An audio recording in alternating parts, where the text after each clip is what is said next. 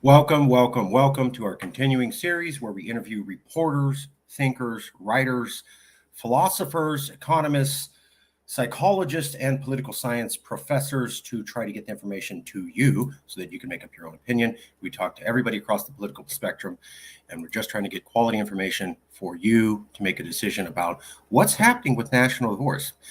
We try for in-depth interviews. A lot of professors and a lot of writers are, if they're worth anything, they're already working on another book and another article. Sometimes that means they don't want to do interviews because they don't want to create any political issues right before they're going to publish a new study or book. We get that. However, a lot of these people are experts in the field on political polarization, or at least at one point they were.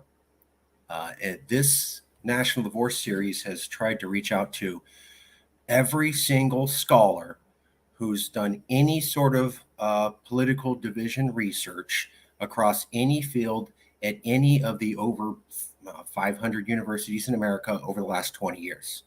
That's taken us about 30 hours of work, and we've issued about 300 emails. So we're trying to get hold of every single person who ever did a study on political polarization so that we can talk to them in an unbiased manner and get the information to you.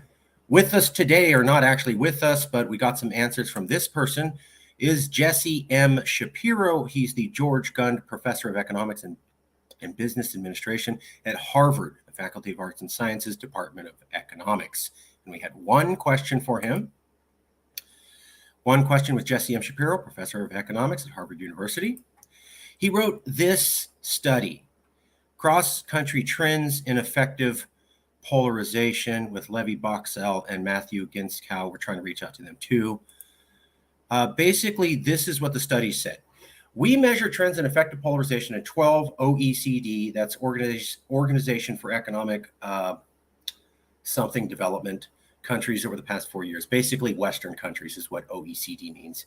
According to our baseline estimates, the U.S. experienced the largest increase in polarization over this period. 5 countries experienced a similar or smaller increase in polarization. 6 countries experienced a decrease in polarization. We relate trends in polarization to trends in potential explanatory factors. So they did a study of 12 different Western nations, and they found that over the past 4 decades, America has experienced the highest amount of polarization. So that's what they found. Over the last couple of decades, America had the highest amount of polarization of all Western countries. This study is a few years old. Partly due to the difficulty of constructing harmonized data series on partisan effect, there is limited evidence on long-term trends in effective polarization in developed democracies other than the U.S. Cross-country comparisons can help assess why effective polarization has risen in the U.S. If effective polarization has risen in countries other than the U.S., then examining commonalities may suggest promising explanations for the U.S. experience. If effective polarization has not risen elsewhere, then it may be fruitful to examine the factors that help distinguish the U.S. from other developed democracies. In this paper, we present the first cross-country evidence on trends in effective polarization since the 1980s, focusing on 12 OECD countries in our baseline analysis. We found that the U.S. exhibited the largest increase in effective polarization from 1980 to now, compared to Switzerland, France, Denmark, Canada, New Zealand, and essentially every other Western country. So I was able to talk to Professor Shapiro, and this was the question that I had asked him. I only wanted to ask you one question. Do you see any hope that political polarization could naturally be reduced in America in the future? So you wrote a study on political polarization looking at 12 different countries. You said America had the highest amount, and you were looking at the study over 30 years, 3 decades. So my question to you is, being so familiar with political polarization and its effects and its affected effects, and looking at many different countries, do you see any hope that naturally polarization in America may just be reduced on its own? And he said, thanks, Marcus. In our data, there are countries that experience declines in effective polarization. That's a good thing. And countries that experience increases followed by decreases. Ew, that's bad. So perhaps will happen. So what he's saying is, yes, it's possible for America in the future to have decreased polarization. Some countries have increased polarization and then they go off the slide.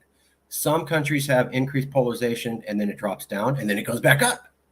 So technically America may have decreased polarization in the future. That doesn't mean that it won't bounce back up and then we'll be right back where we were. So We don't know for sure. He studied 12 different countries with other people. It's possible that effective polarization in America could naturally decrease on its own without any concerted effects based upon others. So the conclusion is it's possible to reduce polarization even in a situation as bad as America, which is one of the worst compared to other nations. That's what the data shows. So possibility for hope for change. I'm gonna leave it there. It's basically what we got from this person on this study, and we will be back with more information. Thank you.